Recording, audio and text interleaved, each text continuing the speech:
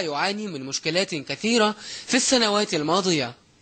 بعض أحداث العنف التي شهدها الريف المصري خلال الفترة الأخيرة حدثت بسبب النزاع على الملكية والحدود أو مياه الري، أحداث تسببت في مقتل وإصابة عشرات الفلاحين، وتسبب فساد كثير من موظفي بنك التنمية والائتمان الزراعي واستغلالهم لكون معظم الفلاحين أميين في إفلاس بعض الفلاحين، ما أدى إلى إقلاع كثير منهم عن التعامل مع البنك.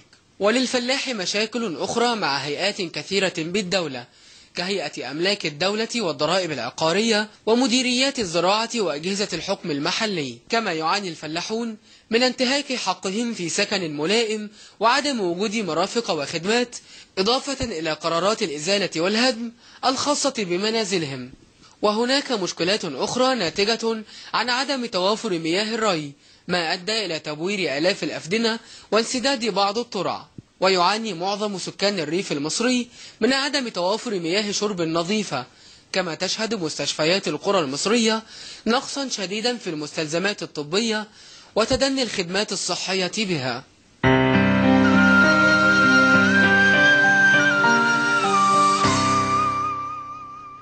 زي ما قلنا لحضراتكم هنتكلم دلوقتي عن هموم الفلاح المصري اللي على ما يبدو انه بتمر العصور وتتبدل الازمنه وتتغير الانظمه الحاكمه، وحال الفلاح المصري زي ما هو ان لم يكن يعني يتدهور يوم بعد الاخر. المره دي الوضع مختلف الى حد ما، في وعود من السياسيين بتحسين حال الفلاح المصري والاهتمام به. هنقرا النهارده مع يعني مجموعه ونخبه ممتازه من الخبراء الزراعيين ونخبة من الذين يمثلون الفلاح المصري ويشعرون حقيقة بهمومه، فهنناقش معاهم هذه الوعود ورشدة للنهوض بحال الفلاح. وزي ما قلنا في المقدمة انه اللي بيملك قوت يوم وبيزرع اكله يقدر يقف في وسط العالم كله رافع راسه، ما نروحش لا نخبط على قروض ولا على منح ولا على مساعدات ولا يبقى في دولة في العالم تأمرنا أو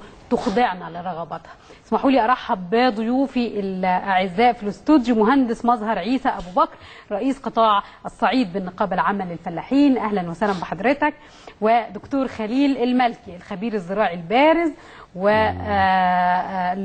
الفصيح محمد برغش، وكيل مؤسسي حزب مصر الخضراء، اهلا وسهلا بحضراتكم. ومعي ايضا دكتور محمد ورد، وكيل نقابه الزراعيين، اهلا وسهلا، شرفتونا جميعا واهلا بكم في الميدان.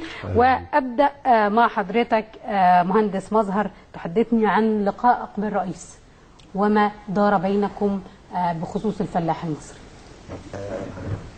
اولا احنا بنشكركم على هذا اللقاء وبنشكركم على المقدمه واهتمامكم بالمزارع المصري وخالص تحياتنا لهذه القناه. بامانه دار الحديث بيننا ما بين فخامه الرئيس، تحدثنا في كل مشاكل المزارعين. لمسنا في هذا الرجل المامه التام واحساسه العميق بمشاكل المزارع، لانه قالها لي بصراحه العباره: انا فلاح ابن فلاح. اثرنا معاه عدة مشاكل على رأسها الأسعار وتدنيها، زي القصب وخدنا منه وعود، زي القطن ويعني وبصراحة الراجل قال مشكلة القطن في قيام الصناعة اللي كانت مبنية على القطن. برضو اتكلمنا في مشاكل الرز ومشاكل الري، فبصراحة كان لقاء مثمر وخدنا منه وعود وببعض المشاكل نتمنى الوفاء بها. هو وعدكم برفع سعر توريد الأرز ل 2000 جنيه. لا، هو ده قرار مؤقت واستثنائي، وهو قال لي بصريح العبارة انه اللي هيخالف السنة اللي جاية هيدفع الغرامتين. مش غرامة واحدة، هو السنة دي لظروف معينة اقتضت ذلك. اما السنة اللي جاية وضعت فيها ضوابط، على المقابل انه في الايام دي في حمله كبيره للذره، لان المنافس الوحيد للرز الذره الشاميه. فاحنا طلبنا منه رفع سعر الذره الشاميه حتى المزارع يقبل عليها ويتسنى من المخالفه. دي الجزئيه الثانيه. الجزئيه الثالثه كانت بخصوص موضوع القصب، وهو قالها لي بصريح العباره، قال لي 330 جنيه ما تنفعش في موسم العصير 2013، لن يقل طن القصب عن 400 جنيه. لانه حضرتك انت تعرفي في الصعيد، تعلمي ان الصعيد تتركز عليه 90% من الزراعات على محصول القصب، يعتمد عليها صناعه عريقه. عندي حوالي 9 مصانع قصب من الحومديه الى كومومبو. المحصول ده محصول سنوي بيمكث في الارض 5 سنين. في الفتره الاخيره تعرضنا مشاكل اسمده وعدم توفرها، توفرت في السوق السوداء ولا اعلم المصادر اللي بيجيب منها التجار، لدرجه ان الشكاره وصلت 170 جنيه و180 جنيه. مشكله السولر، مشكله العمليات الزراعيه وغلو العماله، فاصبح لا تناسب بين السعر المقنن حاليا. وفوجئت بامانه يعني بمعرفه هذا الرجل بهذا السعر، يعني ما سالنيش هو سعره كام، قال لي لا، قال لي 330 جنيه دي ما تنفعش، 400 جنيه حد ادنى بل تزيد. الكلام ده قال لي هندرسه مع الحكومه، وان شاء الله لابناء العم الصعايده هذه الهديه باذن الله. طيب انا كمان عايز اسال دكتور خليل، البعض يعني احنا خارجين من 30 سنه، اجمل حاجه بتتقال هو الكلام، وكلام زي ما بيقولوا بالبلدي كده في الفلاحين انه على المصطبه او عليه جمرك وبيريح قول طيب وحاضر تريح. فيما يخص قرار الرئيس الخاص مثلا بانه اي مزارع عليه ديون للبنوك الزراعيه اقل من 10,000 هنسقط عنه هذه الديون. امبارح انا كلمت استاذ محمد يمكن على التليفون وقلت له ان انا جاي لي رسائل على الفيسبوك بتقول انه يا جماعه حتى هذه اللحظه لم يتم اسقاط هذه الديون. ناس تانية بعتت لي قالت لي ده احنا بنروح للبنك، البنك يقول لك اصلا انا ما عنديش قرار بكده، ما عنديش ورق رسمي، وعد الرئيس ده شيء، لكن انا بتعامل رسميا بورق. فكره مشكله دايما ان وعد الرئيس لا يترجم لقرار مكتوب يذهب للمسؤولين عشان ينفذوه. فهل تأمن كل الوعود؟ هو طبعا ده ما كانش وعد من الرئيس، ده كان قرار. ده كان قرار. وقرار السيد الرئيس المفروض أنه قرار ملزم، يبقى كان يتعين على السيد وزير الزراعة والسيد رئيس مجلس إدارة البنك أن يصدر تعليمات تنفيذية لفروع البنك بالتنفيذ. كيف التنفيذ؟ إنه هو عنده حصر بالناس دي، يبعت على الأقل للناس دي، ما يستناش لما يروحوا له، يبعت لهم جوابات لقد تم قفل حسابكم لدينا. إنما هذا الكلام طبعا لم يتم.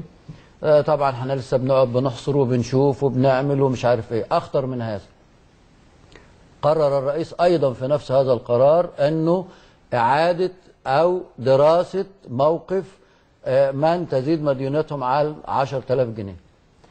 لأنه احنا دخلنا في إشكالية عدم مساواة. يعني نفترض أن واحد النهاردة اللي أقل من 10,000 جنيه لغاية 10,000 جنيه أنا أسقطت الدين عنه.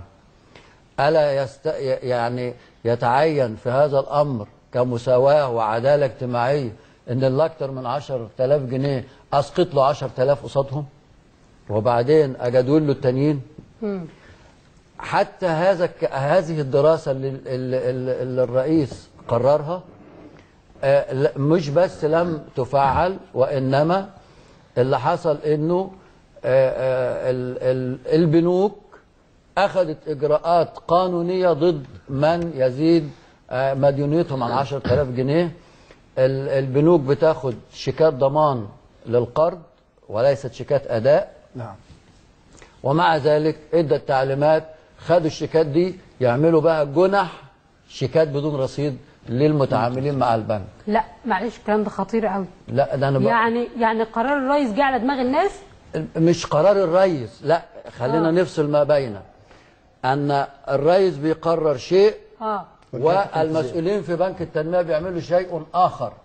يبقى يعني هذا الأمر يستلزم النهاردة إنه لابد تطلع تعليمات النهاردة تنفيذا لقرار السيد الرئيس بوقف هذا الكلام. ثم إحنا ندرس يعني نشوف الناس دي نتعامل معاهم إزاي. هل يسقط جزء من الفوائد؟ هل اسقط لهم 10000 جنيه قصاد ال 10000 جنيه التانيين؟ اعمل معاهم اعاده جدوله؟ لان حتى لما الناس دي عملت هذا الكلام الناس طلبت جدوله، قال لا مفيش جدوله، تجيبوا الفلوس اللي عندكم كلها. فاذا كان هو اصلا متعثر وبعدين تطلع مقولات بقى، وسمعتها من مسؤولين يمكن حتى وصلوا منصب وزير زراعه في الفتره الماضيه، يقول لك اصل اللي بياخد قرض استثماري بيروح يشتري بيه عربيه ويشتري بيه بتاع. طب ما تقول انه خد قرض استثماري وجاب مثلا عمل تربيه مواشي وجات له حمى قلاعيه نتيجه اهمال المسؤولين اللي دخلوها في مصر وابيدت البتاع وما قدرش وتعثر. يعني ليه انا طب واحد خد قرض زراعي وقامت شويه النهارده الظروف المناخيه مخليه انتاج المحاصيل كلها يعني متدني غصب عن المزارع. النهارده فدان الطماطم اللي نجا، يعني في ناس اعرفهم شتلوا الارض 3 4 مرات في الحر ما طلعش، اللي نجا منهم ما جابش ربع انتاج نتيجه انه درجه الحراره ادت الى موت الاجنه. عشان كده الطماطم ب 8 جنيه. عشان كده الطماطم عرض وطلب. احنا يعني بدي مثال. عشان كده في المقابل مثلا ان المانجا كترت لانها يعني الحر سواها في وقت قصير، فلازم ايوه فنزلت هجمه في السوق فلازم ترخص. طب انا عايز اعرف من حضرتك قصه الفاصوليا اللي ب 12 جنيه دي، بس هستاذنكم الاول قبل الفاصوليا هي اللي بقت مجنونه مش الطماطم. معانا الاستاذ مازن مرزوق رئيس قناه مدير قناة مودرن سبورت بس للوقوف على تفاصيل اللي حصل مع الالتراس وردوا على هذا الموضوع، خصوصا وان احنا حاولنا الاتصال بالكابتن احمد شوبير اكتر مره لكن تليفونه غير متاح حتى هذه اللحظه، رغم ان هو وعدنا انه هيدخل بعد 10 دقائق. طيب استاذ مازن مساء الخير. اهلا مساء الخير، ازي حضرتك؟ الحمد لله تمام. حضرتك المحترم. ايه اللي حصل؟ يعني الالتراس تهجموا على القناه فعلا ولا وقفوا بره؟ هو كان معايا حد بيقول ان احنا ما حذفناش طوبه واحده لا هو الحقيقه يعني عشان اكون صادق وامين، هو ما حصلش اي تخريب ولا اي ضرب طوب ولا تهجم ولا اي حاجه. هو اللي حصل انهم دخلوا القناه، طبعا دخلوا المدينه وجم على القناه حوالي 300 400 واحد. كان ليهم مطالب، يعني مطلب عاوزين رساله عاوزين يوصلوها للكابتن احمد شوبير والكابتن مدحت، ان هم شايفين ان في حده شويه من الكابتنين على يعني في رد فعلهم على اقتحام الالتراس للنادي الاهلي من يومين، وتجمعوا عند قدام الاستديوهات، واداره القناه دخلت في مفاوضات معاهم، وبعد المفاوضات الحمد لله اتحلت الامور ومشوا. طب استاذ مازن، هم بيتهموا الكابتن احمد شوبير بانه بيشوه صورتهم وانه بيحرض الراي العام ضدهم وانه بيقول عنهم معلومات مغلوطه، راي حضرتك؟ لا طبعا، يعني انا يعني هو طبعا كل واحد بيبص على وجهه نظره، هم دي من وجهه نظرهم. كابتن احمد شوبير طبعا من وجهه نظره بيشوف ان هو شايف الصح ان هم دي اخطاء، لكن في النهايه يعني برضه عاوز اقول كل بشر، ومن يعني من الممكن ان الكل يخطئ بدل كل بشر، سواء انا كاعلامي او كالتراس او كمذيع او لعيب، يعني كل ده وارد، ولكن دايما بالحوار. يعني انا بشوف ان دايما احسن حاجه هي الحوار.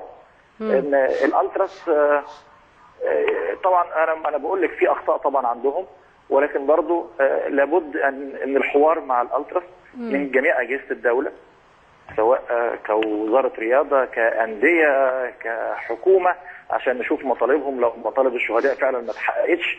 لكن طبعا في النهايه الشهداء محاكمتهم بتتم قدام قضاء عادل، محدش يقدر يتدخل فيه، لكن الامور اللي بعيده عن الموضوع المحاكمه والقضاء لو ليهم مطالب، اهالي الشهداء ليهم مطالب، طبعا الدوله لازم يعني تراعي هذه المطالب وتقعد معاهم تتحاور. طيب هل الحوار اللي بينكم وبين الالتراس او المفاوضات اللي تمت بينكم وبينهم هي اللي تضمنت ان انتوا تذيعوا تنويه تقولوا فيه انه لم يتم اي يعني احداث شغب وانه الالتراس خلاص مش يعني، هل ده كان بالاتفاق او هم طلبوا منكم ده؟ على فكره هو لم يحدث شغب عشان انا اقول عكس كده، يعني على فكره انا يعني الناس اللي تعرف مازن مرزوق كويس تعرف ان انا عمري ما انا بقولش غير الحقيقه ومعروف عني كده. انا بقول لك هو فعلا لم يحدث شغب، انا مش حصل شغب وبداري او بنحسن الصوره. لم يحدث اي شغب ولم يحدث اي تهجم ولا اي حاجه خالص. كان القصه حوار، كان في بعض الهتافات، كان في كانوا هم متضايقين، كانوا متضايقين، لكن لم يحصل اي تعدي، لم يحصل اي تكفير اي حاجه. ليه انتم كاداره قناه لا تتحاوروا اولا مع الكابتن احمد شوبير تقولوا له يخفف من حاله النقد الشديد ضد الالتراس؟ يعني حتى وانهم كانوا شباب مخطئين في النهايه كابتن احمد اكبر، لازم يستوعبهم، لازم يعني يحس بالمراره اللي هم حاسين بيها. كابتن احمد نجم كبير، والكباتن كلهم النجوم الاعلاميين اللي عندنا كلهم نجوم كبار، بيبقى ليهم وجهه نظر او ليهم رده فعل قد تختلف من واحد الى الثاني. كابتن احمد لم يعني ما غلطش او ما حصلش شتايم او حاجه خروج عن المألوف. هو كان شايف ان في الامور هجوم الالتراس على النادي الاهلي كان زياده، فهو تعامل مع القصه دي برده فعل ووجهه نظره. لكن انا برضو بقول ان الفتره القادمه لازم حوار. طب انتوا لغيتوا البرامج النهارده؟ لا، كابتن احمد شوبير طبعا ما كانش يطلع، ينفع يطلع، هم كانوا واقفين قدام الاستوديو. لكن الكابتن مدحت طبعا لظروف عدم الاستقرار اللي فيها القناه النهارده طبعا، لان يعني ده قرارهم هم ولا قرار الاداره وباقي المذيعين اخبارهم ايه؟ يعني هو في الظروف اللي احنا فيها دي اكيد مش ممكن، يعني في ظروف عدم الاستقرار اللي فيه المدينه كلها، مش بس عندنا. فطبعا كان من الصعب ان كابتن مدحت يطلع النهارده، فكان لازم نراعي هذه الحاله والقصه دي كلها. فطبعا لكن هم طبعا وجودهم قدام الاستوديو منع ظهور الحلقه بتاعت كابتن شوبير. متوقع انه يطلع بكره؟ ان شاء الله باذن الله. هل مثل هذه الاحداث من الممكن انها تهدد عوده الدوري؟ والله طبعا هو من الممكن تهدد عوده الدوري، لكن انا بشوف ان اللي حصل النهارده فرصه كويسه جدا ان احنا نتحاور. الولاد الحقيقه الشباب بتوع الالتراس لما حصل تحاور معاهم مع اداره القناه، طب ايه انتوا عاوزين ايه؟ انتوا جايين توصلوا رساله، احنا جايين نوصل رساله سلميه، وصلوا الرساله، ولما تاكدوا ان الرساله وصلت وان وصلت لاداره القناه مشوا بمنتهى الهدوء طيب يعني انا يعني معجبه جدا بكلام حضرتك بتقول انه حل الازمه لازم يبقى بالحوار وبالتحاور، لكن كابتن احمد شوبير رافع قضيه ضد رئيس الجمهوريه ورئيس الوزراء. انا ليس عندي يعني قدم بلاغ او قيل انه قدم بلاغ. لا انا ما اعرفش حاجه عن الموضوع ده، انا في القناه من ساعتها. وقيل انه اتهمهم بان هم المحرضين ضده. لا دي لازم ارجع اعرف بالظبط كابتن شوبير حصل فعلا وايه اللي عمله، لكن انا الحقيقه الكلام ده يعني ما اقدرش اعلق على حاجه انا ما اعرفش حقيقتها ايه الا لما بكون عارف. انا ما اعرفش، انا في القناه من ساعتها، وعندنا طبعا يعني بعد ما مشوا عندنا شويه اجتماعات وترتيبات عشان نشوف الشغل بتاعنا. طب انت مع فعلا فكره انه الاخوان او اي فصيل سياسي هو اللي حرك الالتراس ضد الكابتن احمد شوبير؟ والله انا ما بحبش اخلط الامور. الالتراس طول عمرهم من زمان، من قبل الاخوان ومن زمان كان ليهم بعض يعني طرقهم، وبيبقوا ليهم شويه طلبات، وبتوصل بعض الاحيان لبعض الحده في طلباتهم. فالقصه انا في وجهه نظري مالهاش علاقه بفصيل او مش بفصيل او ظروف سياسيه. هم كان كده، زادت طبعا بعد الثوره شويه، بعد ان الدنيا بقت يعني مفتوحه شويه على البحري، لكن في النهايه انا ما بشوفش ان ليها علاقه. بشكرك شكرا جزيلا استاذ مازن مرزوق مدير قناه مودرن سبورت، ويعني اشكرك على مداخلتك. بعتذر لحضراتكم بس الحدث اصله فارض نفسه النهارده. اعود مره اخرى للحديث عن هموم الفلاح، ودكتور خليل كان بيتحدث على مساله انه وعد الرئيس في ناحيه واللي بينفذوا او قرار الرئيس بيبقى دايما في ناحيه، واللي قائمين على التنفيذ بيبقوا في ناحيه ثانيه. أشكرك على الدعوة الكريمة، وأشكر تقديمك المحترم الذي دايما يطل علينا بجمال الطلة والخلق. أشكرك. ومن برنامج بنحترمه يعني. أشكرك يا فندم. أولا بالنسبة للدكتور مرسي أصدر بعض القرارات في الفترة الأخيرة. كان أحدها اللي هو 10,000 عن المتعسر، ودراسة رفع 10,000 عن المجد. وأول مرة نشوف إن العلاج متوازن، لأن كان الأول يكافئ البليد ولا يكافئ المجد. فدي نقطة أنا بقدرها، لأن طبعا من الطبيعي إذا كان دستور مصر يضمن المساواة فلا بد من أن تتساوى المواقف في كل شيء. من تعثر قامت بالدولة برافعته ب10,000، فيجب المجد أن يكافئ قبل المتعثر. وأتمنى أن يكون هذا فلسفة الدولة على الأراضي الصحراوية اللي موجودة وبالتالي في مصر. حضرتك ضد فكرة تحريك قضايا ضد ده كلام مهم، ده عمل جنحة يعني. طبعا. أتمنى أن ينسحب ذلك برضو على الملكية العامة للدولة من أراضي صحراوية وأراضي أوقاف وأراضي أملاك دولة وأراضي طرح نهر وكذا، ألا يكافئ المعتدي، وأن تكون المراكز القانونية لكل المواطنين واحدة، أن توزع الأراضي وتستصلح وتوزع على كل المصريين. وإلا إذا كوفئ المعتدي فسيتحول شعب مصر إلى بلطجية، ودي ليست من سمة الكرام ولا من سمة شعب مصر. فأرجو أن يكون القادم في كل علاج يضمن الأصول المادية والنقدية لمصر ويحافظ عليها، بحيث مثل ما قال مانديلا التوزيع العادل للثروة وإن قل. التوزيع العادل للثروة وإن قل. وتحضرني قولة مانديلا التي يجب أن أقولها في هذا البرنامج رغم أنها لصيقة ولصيقة ولصيقة بحدث اليوم. مانديلا قال: حجب الرأي العام عن القضاء حتى يصدر أحكاما عادلة. لأنه لن يكون يوما الحق وجهة نظر صاحبه. الحق وجهة نظر صاحبه في انفلات أمني. ولذلك لا بد أن نعلي في مصر قيمتين مهمتين اليوم، اللي هي العدالة التي هي رأس الأمن. لأنه لو تحققت العدالة لتحقق الأمن وساد الجميع رضا بكل شيء. ولذلك بالنسبة اللي حصل في موضوع البنك التنمية والتنمية الزراعي، لما سألنا طبعا احنا قعدنا مع رئيس الوزراء وحددنا شوية محددات. اتكلمنا عن الملكية وحل مشاكل الملكية في جميع الأراضي الصحراوية والأوقاف وأملاك الدولة وطرح النهر، وضرورة إصدار عقود للملاك حتى يكون الفلاح أمينا في سرقه. اتكلمنا عن قرارات الدكتور محمد مرسي بالنسبة ل 2000 جنيه الخاصة بتسعير الأرز، واتكلمنا عن معالجة الديون للفلاحين. كان هناك معالجة سبقت معالجة الدكتور محمد مرسي عند الدكتور كمال الجنزوري ب 155 مليون ل 61,000، لكن ما تأكدت منه وأنا كنت بهاجم دايما البنك فيها وواجب علي أن أقول بيقين الأمانة أن ما صرف البنك التنمية والتنمية الزراعي لحل 61,000 من 155 53 مليون. صح. فإذا لم يحل ال 61 مليون بقي منهم ال 44 اللي صرف لهم 107,000. لكن لابد يقين الحل يكون جاهز. هم دلوقتي في البنك بيلموا الكشوف وبيعددوا الحالات عشان يعملوا آلية لعلاج هذا العدد الهائل ب 107 مليون.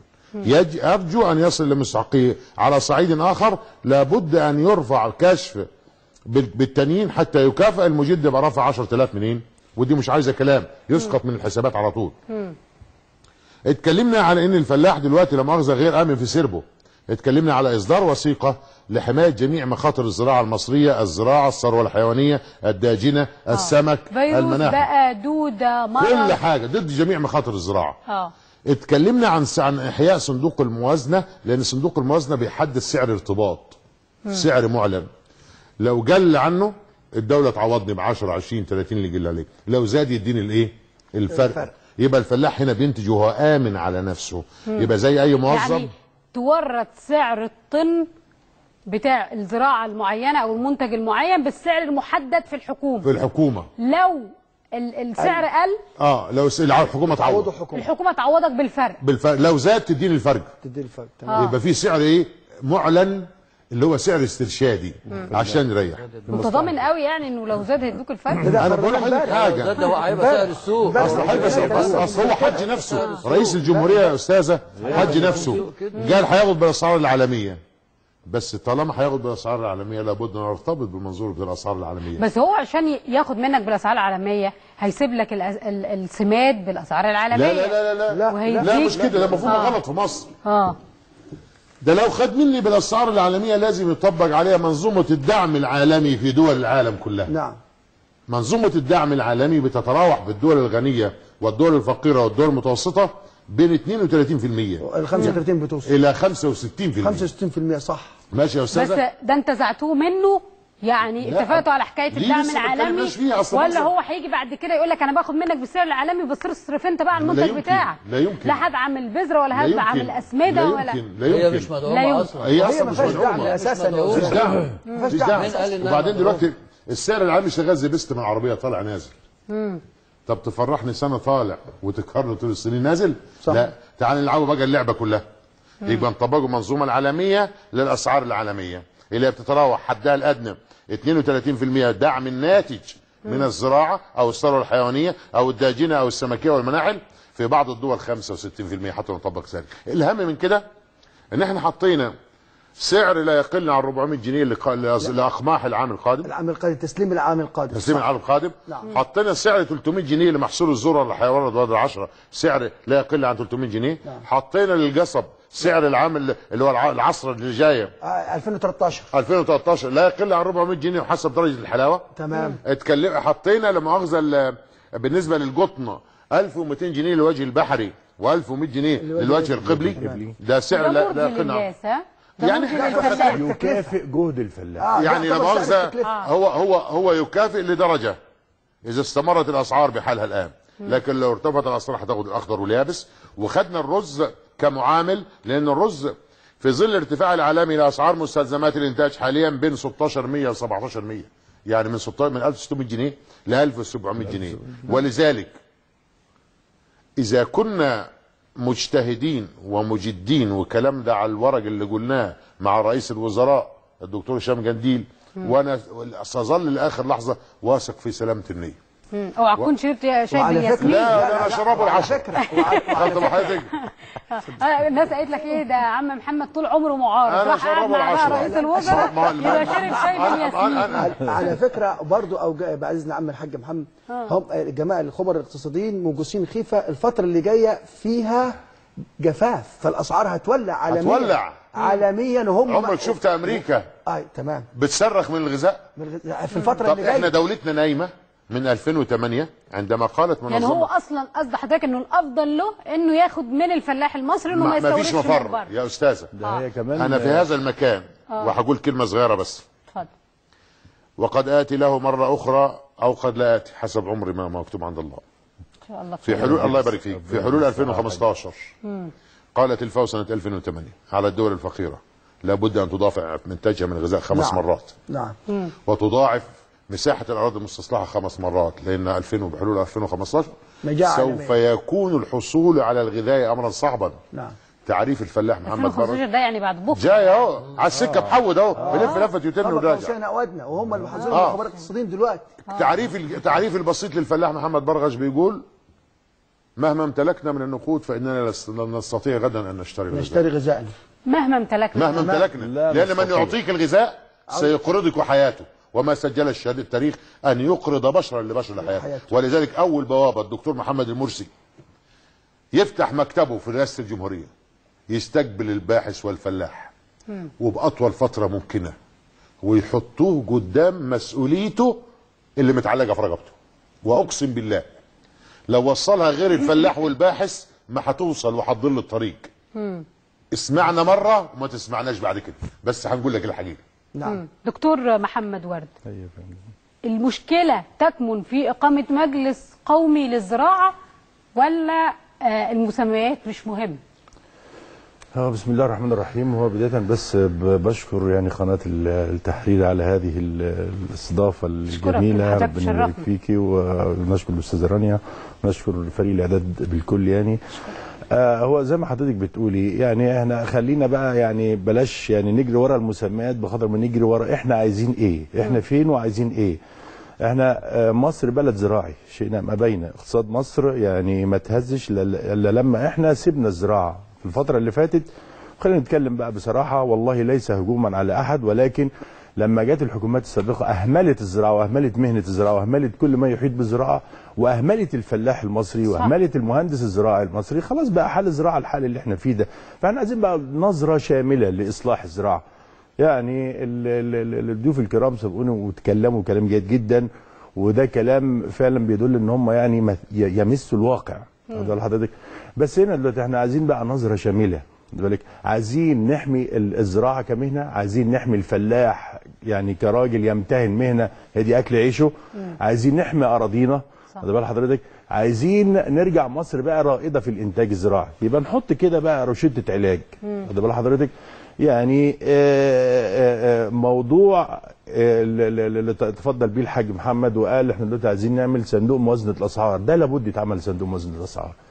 عايزين نلجا بقى لاسلوب الزراعه التعاقديه، لان دلوقتي الفلاح بيزرع بمزاجه، البلد محتاجه محاصيل معينه والفلاح بيزرع بطريقته هو، لان الفلاح بيجري ورا الاقتصاد. لازم الامور دي بقى تتنظم، البلد عايزه ايه؟ لان احنا دلوقتي حضرتك قلت تصدرت الحلقه بمقوله جميله جدا: من لم يملك يعني قوته لا يملك قراره. وده كلام يعني، والشيخ الشعراوي عليه رحمه الله يعني اللي ما كانش يعني اكله من فاسه يبقى عمر ما يكون قراره من راسه. وده كلام سليم. فاحنا لابد ان احنا بننظر الى الزراعه وبعض المحاصيل الزراعيه كمشكله امن قومي لمصر، زي مشكله الحبوب. هذا بال حضرتك. فخلينا هنا دلوقتي احنا عايزين بقى يعني، يمكن احنا فكرنا في عملنا مجموعه ورش عمل في نقابه الزراعيين، لان احنا طبعا من المهتمين يعني احنا على راس المهتمين بمهنه الزراعه عامه. فتوصلنا يمكن زي ما قال عم الحاج كده في كلام جميل جدا، انا برضه لابد يكون في صندوق موازنه الاسعار، ده لابد يكون موجود، لابد يكون هنا دلوقتي حضرتك دعم الفلاح المصري. دعم، طب ما حضرتك في دلوقتي في دعم بيوجه الى الصادرات، طب ما انا اخد جزء منه واوديه للفلاح، ده هو المنتج عندي. انا ما يعني مش بقى هاجم اللي بيصدر، لا ماشي، انا هدعمه ماشي، بس جزء كبير جدا منه يروح للفلاح، لان هو ده اللي بينتج لي. صحيح. ولو ما انتجش مش هصدر. صحيح. بل بالعكس هضطر استورد، وهستورد أيوة. بالغالي، وهقترض عشان استورد. وبعدين ده كويس جدا ان يعني عنايه الرئيس يقول ان انا هخلي الاسعار بالاسعار العالميه. ده احنا انتاجنا والله بلا مبالغه القمح، صفات القمح المصري اعلى بكثير جدا. كنا قاعدين مع جماعه الخبراء بتوع الخبز في ندوه لحل مشكله رغيف الخبز، بنقول له موضوع الخلط، قال لك ما اقدرش اخلط في القمح المستورده، اقدر اخلط بمنتهى البساطه عم الحاج والزملاء الكرام في القمح المصري. صح. طول عمرنا ومصداقا لكلام استاذنا فعلا المشكله دي حاصله السنه دي مع بتوع الموالح. انا اروح استورد وادفع باسعاره، طب ما انا اخدها من الفلاح بتاعي جنيه وياخد عليه 15 جنيه. صح. وبعدين على فكره حضرتك الصادرات موضوع عايز الرقابه على مستلزمات الانتاج. هي مستلزمات الانتاج زي ما بيقول الزملاء يعني مش مدعومه، بس انا عايز يعني ايه تبقى ايه يعني يبقى في متابعه وفي رقابه عليها. الاسمده ما هي كميه الاسمده، بس طبعا يعني منظومه التوزيع يستولي عليها مافيا معينه، فبالتالي بيغلوها والفلاح هو اللي بيصرف في الاخر. وبعدين احنا في الاخر برضه هنا مرتبطين بايه؟ بان سعر المحصول لازم يصل للسوق بسعر معين، علشان طبعا مستوى الدخل للفرد في مصر ضعيف. بس في نفس الوقت برضه تكلفه الانتاج زي ما قال الحاج دلوقتي للمحاصيل المصريه مرتفعه. طب الفلاح هيعمل ايه؟ ما هيتخرب بيته. بالك فاحنا لازم بقى يعني ينظر الى الحل، يعني نظره شامله، دعم الاسعار، مراقبه توفير مستلزمات الانتاج، عمل صندوق موازنه الاسعار. هذا بال حضرتك. بنك الائتمان والتنميه يفعل دوره بشكل جيد جدا. بنك الائتمان هو عمال ايه يعني يقرض الفلاح وياخد منه فايده. لا بياخد فايده قد ايه؟ 5.5 على الزراعي وفي حاله عدم السداد في موعده بتتحول لاستثماري بتوصل 32%. 32%. ده في ده يا دكتور، ده مش كده وبس، ده في جزئيه ثانيه يا اخوانا. دلوقتي الانتاج الحيواني ده يظل بمظله ايه؟ في الوزارات. اكيد استثمار. لا حيواني. لا وزاره الزراعه. ايوه طبعا. امال ايه؟ ده يعتبر صميم المزارع. لا النهارده انا بروح البنك عشان اخد هو والسمكه والدجاج، جاموسه ولا بقره ولا دي ولا دي ولا دي، بيحاسبني عليها استثماري كاني واخد عربيه. وانا ب 13% وتضاعف 16% غير المصروفات الاداريه. يعني 8000 جنيه انا بدفعها 16000 جنيه. الانتاج الحيواني ده المفروض بالتبعيه ده زراعه، غذاء. والسمك غذاء والدواجن غذاء. وانت في حاجه لان استيرادك من اللحوم من الخارج برضه بتكلفك ارقام، تمام، وارض انواع. لان احنا لم ننظر الى، زي ما بقول لحضرتك، لازم ننظر الى الزراعه بنظره يعني بنظره امن قومي. لازم هنا يعني ما ابتديش اكب بديني على الفلاح فتبتدي الاسعار تزيد. انا راح استورد لحوم من بره ولحوم فاسده وقمح اقماح ومهرمنه طب كمان يا دكتور كل ما تيجي تفتح معاهم مساله اتساع الرقعه الزراعيه والاستصلاح وبتاع يصدر لك مشكله الميه، يقول لك انا اصلا ما عنديش ميه تكفي الزراعه، فانا مضطر اروح يا اما اتعاقد مع السودان عشان ازرع عندها يا اما استورد. لا دايما فكره الميه دي مصدره. لا، هي منظومه استصلاح الاراضي في مصر لابد من وقفه جاده قدامها. زي ما قال الحاج محمد ان هناك انت عارفه مين اللي مستفيد من القصه دي النهارده؟ اللي بيقعدوا يبيعوا ارض مصر لبعض هم دول المستفيدين. صح. انا اجي النهارده معايا شويه ناس ورشاشات وبتاع، حطيت ايدي على 10,000 فدان دول واجي اروح بايع لده 5 ولده 10 والم الفلوس ملايين، وبعدين اسيبهم بقى هم يواجهوا بقى النهار. ودي اللي قال عليها الحاج محمد، هل هذا المعتدي انا اقنن له وضع وهو اعتدى على ارض، ولا يعني افعل دور الدوله في الاستصلاح؟ النهارده لازم لا اتعامل مع الارض المستصلحه بمفهوم تجاري واجي اعمل اقول لا ده مناقصات ومزايدات. هاجي اعمل هيئه التعمير مجلس اداره من 7 وزراء، من يوم ما اتعمل في شهر من 2006 لغايه النهارده يمكن ما اجتمعش اجتماعات على عدد صوابع الايد. لان كيف اجمع 7 وزراء عشان يشوفوا جدول اعمال لهيئه ومين هيرأسه؟ عمرها ما كانت. المفروض يرأسهم رئيس وزراء. احترامنا رئيس الهيئه طبعا. رئيس وزير الزراعه. وزير الزراعه. طيب هل انا لو انا عايز اعمل ده ما يكفيش ان يبقى وزير الزراعه واجيب وكلاء وزاره؟ حتى ان انا لو عايز اعمل اجتماع مجلس اداره كل شهر يطلع بدلات ازاي بقى؟ ما لازم يطلع بدلات حضور لجان وحضور اجتماعات. انت كده هتقفل السبت.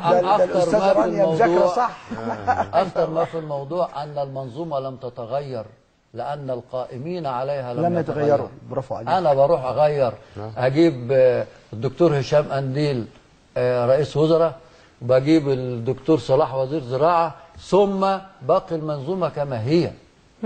كما هي. يبقى الفكر ما اتغيرش وما اتطورش وما اتعملش، يبقى انا هفضل كده. استصلاح الاراضي في مصر، لا احنا عندنا النهارده بالمياه الموجوده نستصلح فعلا اكتر من 1,000,000 فدان بالمياه الموجوده. بس احنا عندنا اشكاليه كبيره في مصر يا جماعه. وانا عامه في كل المناحي بتاعتنا، احنا ليس لدينا منهج.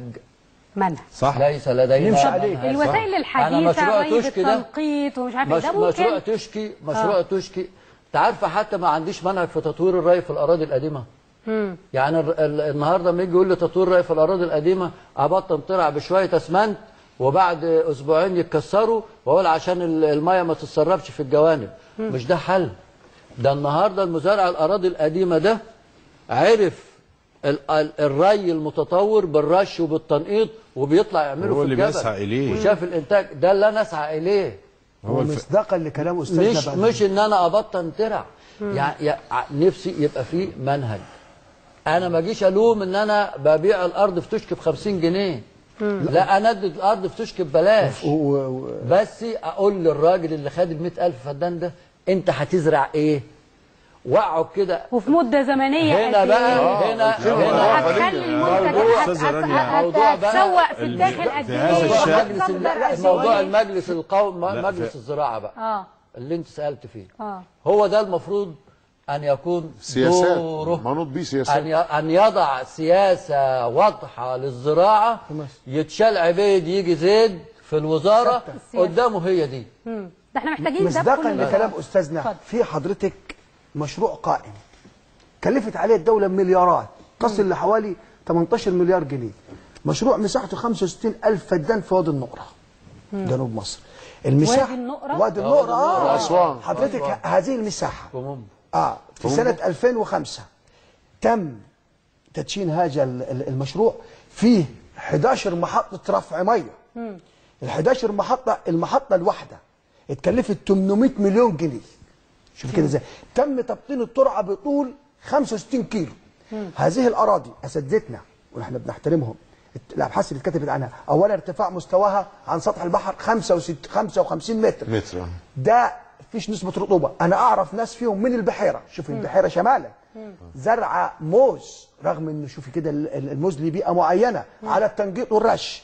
هذه المساحات في احد الاشخاص، يمكن ينتمي لحضرتك التقرير اللي اتكلمت عنه بخصوص الكره، ل 4000 فدان هناك. شخص واحد. وكان الدكتور زكريا عزمي واخد المساحه، مساحه كبيره، جنبوا منه المساحه المزروعه عنب سبيريو، وباقي المساحه ده. باقي المساحه دي انا رحت هناك لقيت تحتكرها شركتين. عم الحاج محمد، تحتكرها شركتين. الشركه عرض الفدان للبيع ب 45,000 وهي خدته من الدوله ب 50 جنيه. والكلام ده انا قلت له الدكتور مرسي بميته بكله، قلت له ده ميه غمر كمان، ده المشروع البنيه الاساسيه بتاعته بالكامل يا اخوانا معمول. منظومه الفساد، ما هو ده عدم وجود منظومه برضه من تمام احد تمام يا استاذ ضربه بجذورها. وسائل العلاج ان احنا نحط دلوقتي نعلي من منظومه القيم في هذه وخاصه في مهنه الزراعه. طيب بما اننا برضو بنتكلم على المجلس القومي للزراعه، مين يحدد لي ازرع ايه؟ مش المفروض المجلس يعني الاولويات بتاعت الزراعه، يعني السنه دي ازرع قطن ولا قمح؟ ازرع كنتالوب ولا فراوله؟ حضرتك هنا دي لازم نرجع الى ما يسمى بقى بالدوره او التركيب المحصولي، ارجع للدوره الزراعيه.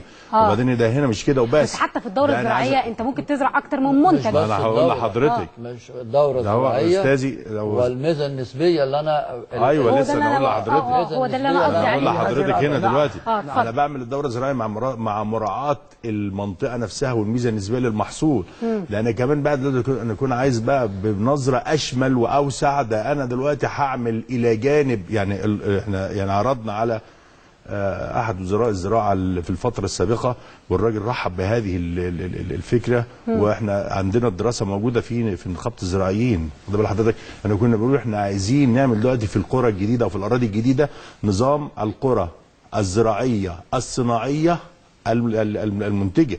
يعني انا زي ما قال استاذنا ان انا دلوقتي هشوف الميزه النسبيه للمحصول في المكان ده، هو اعمل له دوره زراعيه تناسب اللي هيحطها الخبير بتاع الزراعه اللي يعرف دلوقتي، يعني ان انا اتبع يعني دوره تصلح الزراعه، وبعدين احط له مصنع في المنطقه عشان اعمل تصنيع غذائي. تصنيع غذائي اعمل تصنيع غذائي. هو ده المنهج. اعمل تصنيع غذائي. طيب يعني استاذ محمد، في مرحله ما كانت الدوله تقول لما كان يبقى في عجز مثلا في الارز او سعره كبير لان احنا بنستورده، فتقول لك السنه دي انا هسمح وحد امتيازات وحد حوافز للي هيزرع ارز، السنه دي اللي هيزرع قمح هخفض له وهديله دعم. يعني كان في مرحله ما الدوله بتوجه اللي تزرع. هل دي سياسه اشتراكيه شويه لا تصلح هذه الاونه، ولا مع الامن القومي لابد ان تتدخل الدوله احيانا؟ اولا الامن القومي يستدعي حاجتين. اولا تحديد سله الغذاء المصري نمره 1، 2 تعظيم المزروع من هذه السله وزياده مساحه التوفير منه. احنا عندنا هنا في مصر طرف لا نملكه وغصب عننا وكثره خشب. لابد من ضروره التركيز على المحاصيل الاستراتيجيه من الحبوب. انت حضرتك بتستوردي 95% من العدس للتكليف، بتستوردي 95 يمكن 94% من الزيوت بتستورديها، بتستوردي اجمالي 55% من اللي بتاكليه. مصيبه. ثانيا لما جت اوكرانيا سنه من السنه حصل عندها مشاكل او جفاف، بقينا نتلطم على السكك عشان نستورد القمح، جبنا اقذره وارداه واحقره، صح، بدوده ناكله، بسوسه ناكله، نغربله، نعمله بحشراته كله. دي انهي سنه عشان احسب بس انا كلت كام دي كانت 2009 2009 يا استاذ، خلي بالك 2009 يا استاذه. حاجه واحده اقولها لله وللتاريخ، ما لم يكن هناك قرار راشد في ضروره توفير سله الحبوب لطعام المصريين فنكون كمن سقناهم الى القتل وهم احياء. وانا بحب واحذر انا ما بحبش اتكلم بالتمني في مساله القوت الذي هو اساس الروح، ما بحبش احذر. قلنا 100 مره نابليون قال الجيوش تمشي على بطونها، لازم نامن جيشنا من الجوع. قلنا 100 مره لازم نامن شرطتنا من الجوع، والاهم من ذلك لازم نؤمن الوطن من الجوع. لن يحرس جوعان شبعان، هياكله ياكل عظمه عشان يتغذى. ولذلك لابد ان نضع السله، قمح، ذره، فول، عدس، سمسم، فاصوليا، لوبيا، كذا، ننوع يعني. ننوع. وبعدين لابد من امس مش من النهارده ان نعود الى ما كانت جدتي تفعله بالماضي، اللي هو الخبز من 5 انواع من الحبوب او من 4 انواع من الحبوب او 3 انواع من الحبوب، حتى نعظم من ما هو موجود عندنا لنسد فجوه الايه؟ الغذاء. نعم. من لا يامن قوته لا يامن شرفه، مش بس استقلاله.